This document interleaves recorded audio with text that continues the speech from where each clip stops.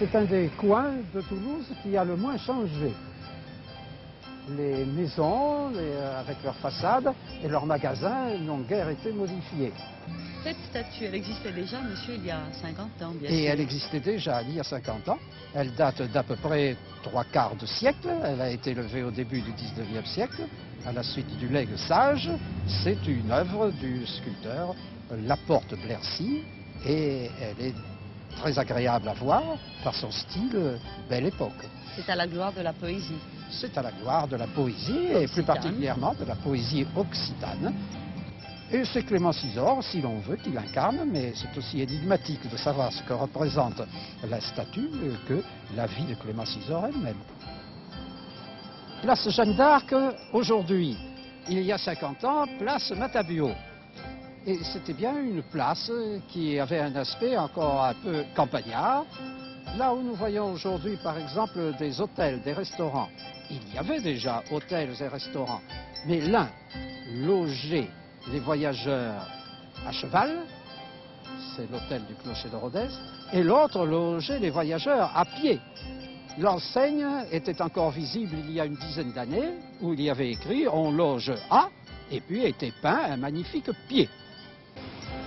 La Dalbade, c'était une de ces églises de briques, elle aussi déjà badigeonnée en blanc, puisque son nom indique l'église blanche.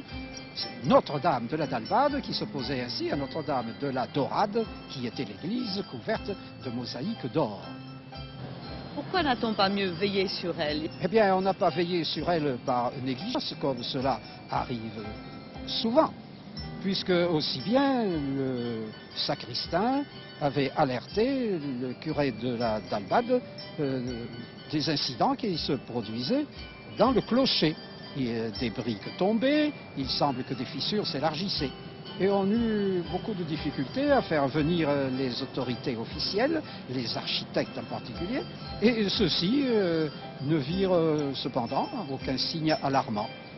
L'architecte parisien qui était venu reprit tranquillement le train en disant que le clocher pouvait durer encore des centaines d'années.